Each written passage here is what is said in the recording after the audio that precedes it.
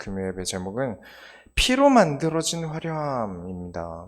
제목이 아주 자극적이에요.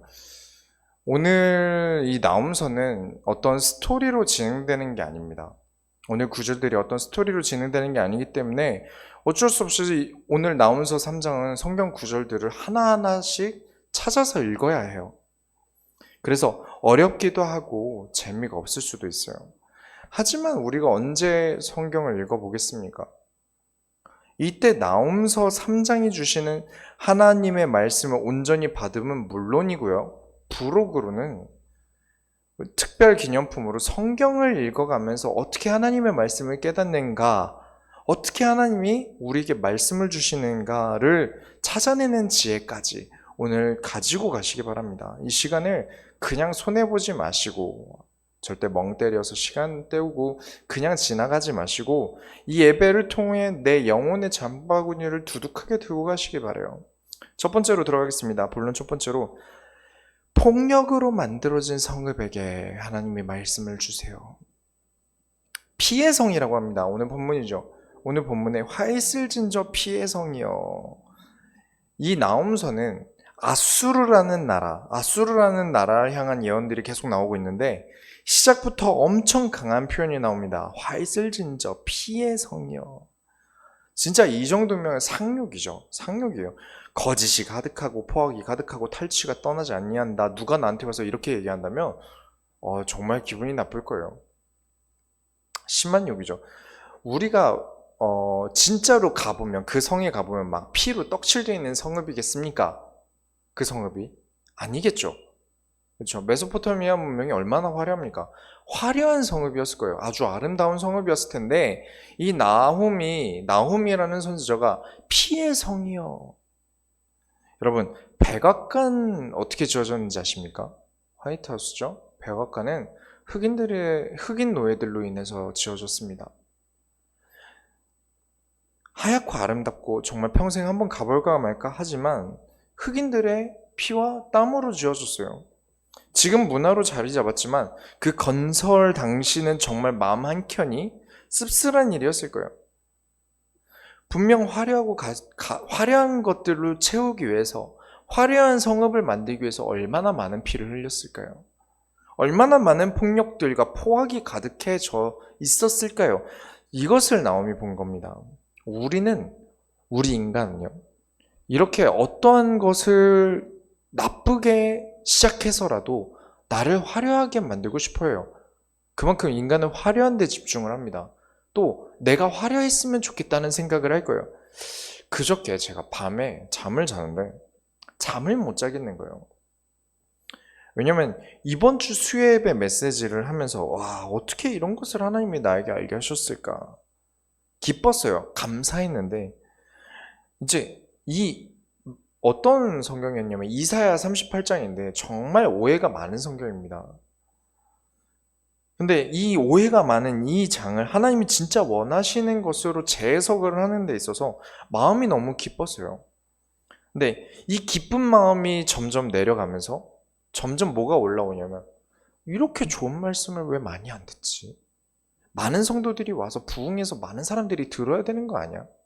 아깝지 않으십니까 하나님? 이러면서 그런 생각들이 계속 올라오는데 이게 내가 생각해야지가 아니라 이게 사람이 생각하지도 못하게 문득 들지 않습니까? 이게 쭉 피어오르는 거예요. 이게 놔지지는 않다가 다시 그 메시지를 다시 묵상을 했어요. 이사야 38장, 39장에 있었던 이번 주 수요일을 묵상을 하니까 아차 싶은 거예요. 아, 이 말씀이 내 것이냐?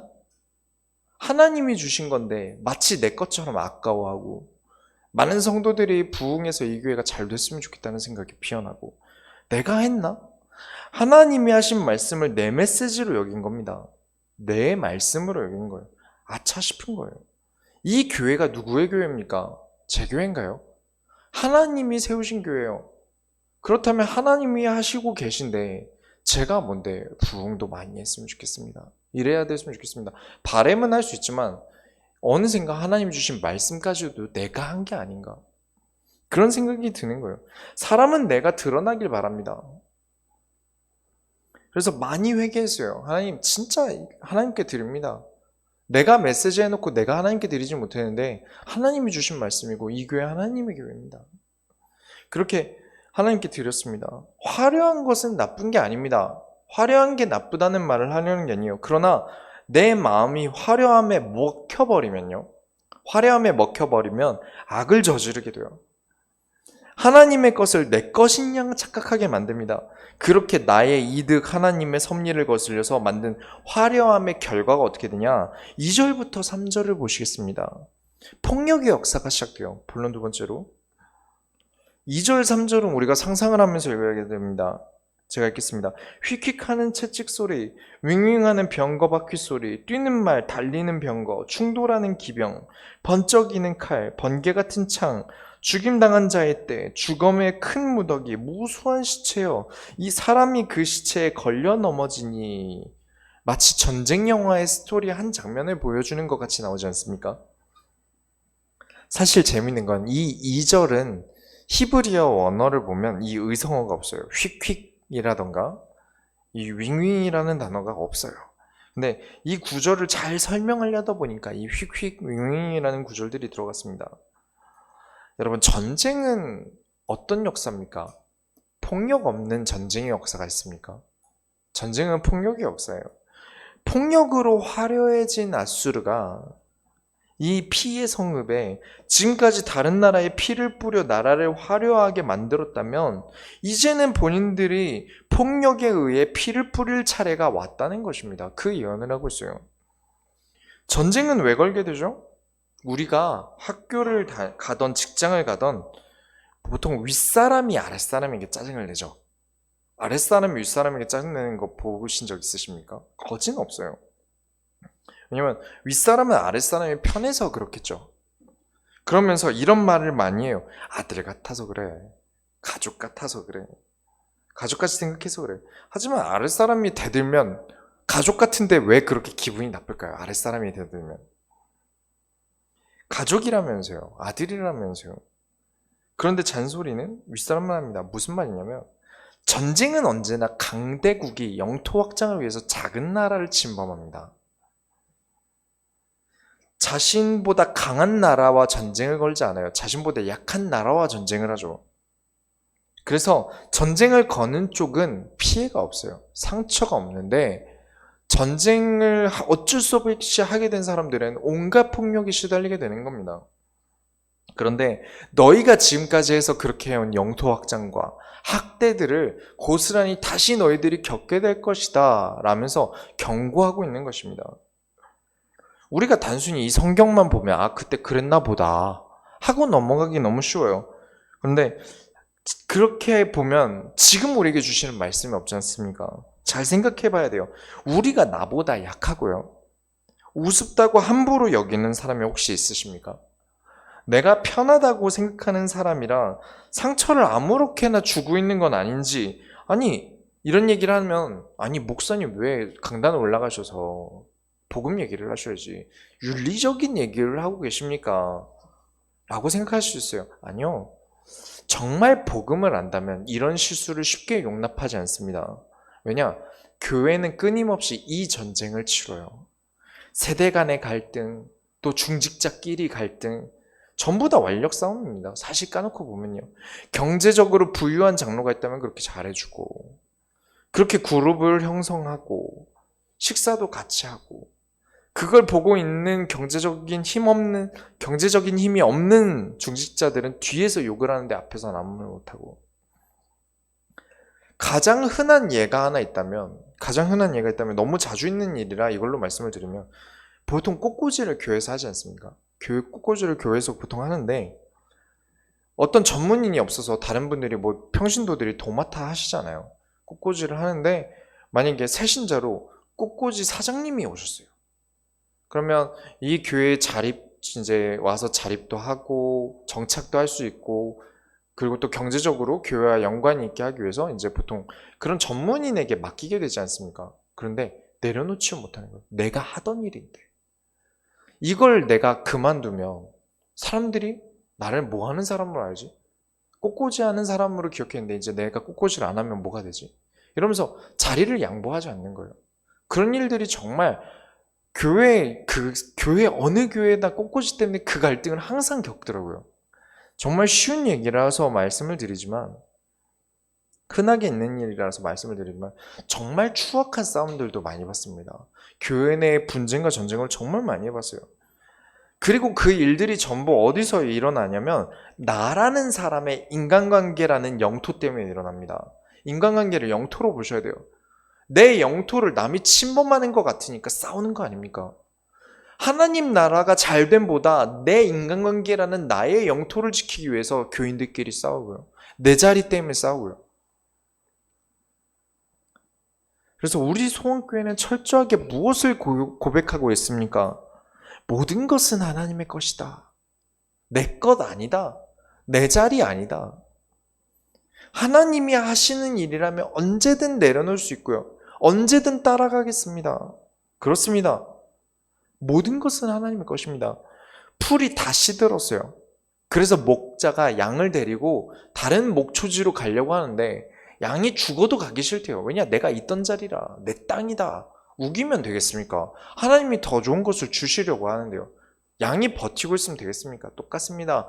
우리 하나님의 자녀들은, 우리 소원교회 성도들은 하나님의 것입니다. 내려놓아야 될 때면 하나님의 것이고 하나님이 내려놓았는데 내가 못 내려놓을 이유가 뭐 있습니까? 내가 들기 너무 버거운 일이 있습니다. 하지만 하나님이 들라고 하십니다. 아, 그럼 제가 들겠습니다. 왜냐? 모든 것은 하나님의 것이니까요. 그렇게 돼야 분쟁이 없습니다. 세 번째로, 이 일로 인해서 아름다움이 벗겨집니다. 4절에 이는 마술에 능숙한 미모의 음녀가 많은 음행을 함이라. 그가 그의 음행으로 여러 나라를 미혹하고 그의 마술로 여러 족속을 미혹하느니라. 성경을 진짜 이상하게 읽는 분들이 진짜 궁금해 하시더라고요. 이 미모의 음녀가 누구인가? 그래, 말세에는 이런 여자가 나타날 거야. 아마겟돈, 인류 멸망. 제발 성경을 지구 멸망 예언서로 안 보셨으면 좋겠습니다. 물론 내용이 있을 거예요. 있을 텐데 지금 우리에게 주시고 있는 말씀에 주목해야지. 이건 내팽겨치고 미래의 지구 멸망에 초점을 맞춰 성경을 보면 되겠습니까? 근데 이 구절 가지고 그런 말세엔 이런 음녀가 나타날 거야 라고 보시는 분들이 계시더라고요. 전 이해가 안 갑니다. 왜 지금 내가 응답받기도 바쁜데 왜 헤매고 있는지 이해가 안 갑니다. 제가 어릴 때 마술을 했었어요. 제가 10대 때 마술 한 2년인가 3년 정도 했던 것 같아요. 마술은 어떻습니까? 놀라죠. 놀라게 하는 게 중요한 겁니다. 놀라게 안 하면 마술이라고 말하기 힘들어요. 그냥 사기죠. 그리고 놀라고 신비한 것이고요. 이것을 다른 식으로 하면 매혹시킨다. 홀리게 한다 그러죠. 미모의 음녀가 음행을 행하는데 여러 나라를 미혹시켰다. 지금까지 아수르를 말하는 겁니다. 미모의 음녀가 진짜 어떤 여자를 말하는 게 아니라 아주 화려하고 아름다운 걸 상징하는 거예요. 남자라는 게요, 아무리 아름다워도 여자에 비할 바 못해요.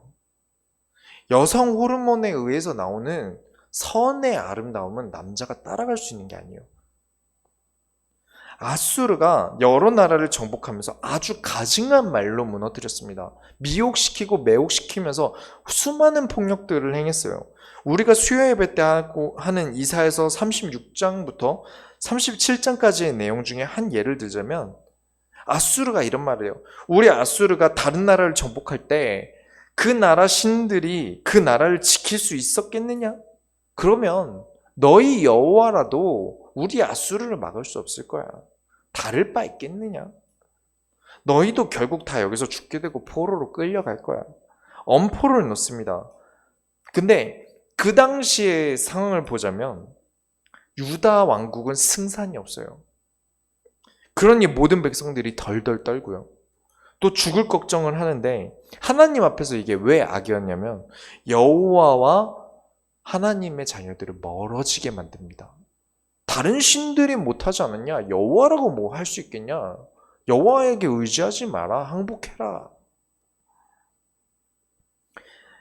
그런 결과로 3장 5절에 보라 내가 내게 말하노니 만군의 여호와의 말씀에 내가 내 치마를 걷어 올려 내 얼굴에 이르게 하고 내 벌거벗은 것을 나라들에게 보이며 내 부끄러운 곳을 문 민족에게 보일 것이요. 유혹은 갈수록 더 커지는 법입니다. 매력이라는 것은요, 다 오픈하면 안 돼요. 그렇죠? 매력이라는 건 많은 것들을 가려둬야 돼요. 특히 수치는 보여주는 게 아닙니다. 그런데 이제 너로 하여금 수치를 보이게 하겠다. 아무 힘도 없게 만들겠다라는 것입니다. 이제 너 아수르의 피해 실패를 세상에 드러나게 하시겠다는 것입니다. 물론 두 번째로 어쩔 수 없는 일이라는 게 우리에게 있다는 것을 꼭 기억하셔야 돼요. 모든 건 어쩔 수 없는 일이라는 게 반드시 있습니다. 내 능력대로, 내 뜻대로 절대 안 됩니다. 첫 번째로 아무리 강하다고 할지라도요, 내가 지은 범죄함은 돌아오게 되어 있습니다. 6절부터 7절에 내가 또 가증하고 더러운 것들을 위해 내 위에 던져 능욕하여 너를 구경거리가 되게 하리니 그때에 너를 보는 자가 다 내게서 도망하며 이르기를 니느웨가 황폐하였도다. 누가 그것을 위하여 애곡하며 내가 어디서 너를 위로할 자를 구하리오 하리라. 우리가 만약에 부모에게 버려져서 정말 힘들게 자라온 소년이나 소녀를 능욕한다면, 그리고 구경거리가 되게 한다면 그건 정말 악한 짓일 거예요. 절대 용서받을 수 없는 짓이라는 걸 알 겁니다. 그런데 지금 이 니누에가 능욕당하고 구경거리가 되는데 사람들은 도망가고 아무도 위로해주는 사람이 없고 도와주는 사람이 없다라는 것은 무엇을 뜻하는 것이겠습니까? 사람들이 이렇게 여긴 것입니다. 그래도 싸다. 꼴 좋다. 같이 있다가 나도 피해볼까봐 두렵다. 그렇게 여겨진다는 거예요. 죄라는 것은요, 반드시 돌아옵니다. 반드시 화살이 돼서 돌아와요. 말씀과 멀어지게 한 죄 반드시 돌아옵니다. 하나님과 멀어지게 한 죄 반드시 돌아와요. 그 죄를 지은 사람을 덮어준 죄 반드시 돌아옵니다. 3장 8절에 내가 어찌 노아몬보다 낫겠느냐? 그는 강들 사이에 있으므로 물이 둘렀으니 바다가 성루가 되었고 바다가 방어벽이 되었으며, 이 노아몬이라는 곳은 이집트에 아몬이라는 신이 있어요. 그 신의 도시를 말합니다. 그 신의 거리라 그래서 이 이집트의 화려한 지역을 얘기를 해요. 그리고 9절에 보면 구스와 애굽은 그의 힘이 강하여 끝이 없었고 붓과 루빔이 그를 돕는 자가 되었으나, 구스는 지금의 에티오피아입니다. 애굽은 이집트고 붓과 루빔은 리비아예요. 엄청 강해서 망할 일이 없을 거라고 여겼던 나라들입니다. 강들이 사이에 있고 물이 가득했고 바다가 방어벽이 되었던 나라든, 에티오피아는 어떻죠? 흑인들의 나라죠. 체력적으로 언제나 위에 있는 흑인들이 있던 나라들입니다. 어떻게 됩니까? 10절에 그가 포로가 되어 사로잡혀갔고 그의 어린아이들은 길 모퉁이에 메어침을 당하여 부서졌으며 그의 존귀한 자들은 제비 뽑혀 나뉘었고 그 모든 권세자들은 사슬에 결박되었나니 전쟁의 아이들이 메어침 당해 맞아 죽고 귀한 사람들은 노예처럼 제비 뽑혀 팔려나가고 권세자들은 사슬에 묶입니다. 이런 나라들이 망한 것처럼 11절에 너도 술에 취하여 숨으리라. 너도 원수들 때문에 피난처를 찾으리라. 그렇다면 내가 힘을 키우면 이런 일을 안 겪을까요? 내가 당하지 않기 위해서 누구보다 강한 힘을 가지면 안 당할까요? 두 번째로, 내가 강하면 됩니까? 12절에 내 모든 산성은 무화과 나무에 처음 익은 열매가 흔들기만 하면 먹는 자의 입에 떨어짐과 같으리라. 열매가 다 익으면 흔들기만 해도 떨어져요. 가을에 은행나무 엄청 떨어지지 않습니까? 차 앞 유리에 떨어지는 게 너무 스트레스예요. 앞에 가득 차요. 그런 것처럼 그만큼 쉽게 떨어지지 않느냐. 모든 산성이 그렇게 될 것이다. 강한 것 같지만, 화려해 보이지만 결국엔 흔들기만 해도 우르르 무너질 것이다. 13절에 내 가운데 장정들은 여인 같고 내 땅의 성문들은 내 원수 앞에 넓게 열리고 빗장들은 불에 타도다. 장정인데 여인 같다. 무슨 뜻이죠? 지금을 생각하지 말고 당신을 생각하셔야 됩니다. 전쟁은 남자들의 싸움이었어요. 남자들이 전쟁을 나갔죠. 전쟁의 결과는 남자들이 합니다. 야, 이 기집애 같은 거놈아 라고 놀리고 있는 거예요. 그리고 쫄았냐? 왜 이렇게 약하냐? 비꼬고 있는 것입니다. 얼마나 쫄았던지 지켜야 하는 성문을 원수들 앞에 조금 여는 게 아니라 활짝 열었다. 그리고 14절, 15절은 말이 좀 어려운데 바로 쉽게 설명을 드리자면 망하기 싫어서 물을 길러 모아두고 산성을 견고하게 하고 벽돌을 보수해도 너희를 불이 삼킬 것이다. 칼이 너희를 벌레 베듯 쉽게 벨 것이다. 아무리 강해도요, 하나님이 치시면 답이 없습니다. 헬스장에서 3대 운동을 500kg이 아니라 1000kg을 들어도 이 사람들이 우한 폐렴에 안 걸립니까? 감기 안 걸리나요? 우리는 언제나 세상에 어쩔 수 없는 일이라는 게 있습니다. 그게 존재예요. 왜 오토바이 타면 위험하다 합니까? 내가 조심하면 됩니까? 내가 조심해도 남이 쳤을 때 큰 사고가 나서 위험하다는 거예요. 그만큼 조심해도 다치기 쉽고요. 내가 힘을 길러도 당할 수 있습니다. 문제가 생기는 걸 막을 수 없어요. 왜? 그러면 한번 묻겠습니다. 지금까지 굉장히 끔찍한 이야기들을 쭉 해왔는데 왜 아수르의 하나님이 이렇게 심한 말을 하십니까? 하나님의 폭력적인 하나님입니까? 아주 폭력적이어서 다 죽일 거야. 이렇게 죽일 거야. 저렇게 죽일 거야. 구체적으로 지금까지 쭉 설명하신 겁니까? 하나님은 그런 하나님이실까요? 세 번째로 말씀을 듣지 아니함으로 이러시는 겁니다. 만일 내 자식이 내 지갑에 손을 댔어요. 그래서 부모님이 너 지갑에 자꾸 손을 대는데 또 한 번 훔쳐가면 내가 내쫓아 버릴 거야 라는 말이 너 집 나가 라는 말일까요? 지갑에 손대지 말라는 말일까요? 지갑에 손대지 말라는 말입니다. 아수르라는 나라에 하나님이 공을 많이 들이셨어요.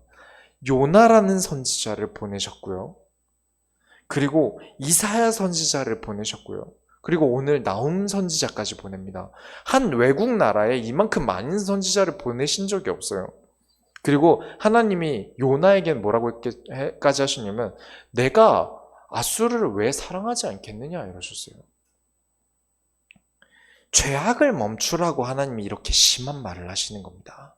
그만해라. 지금이라도 말씀을 들어라.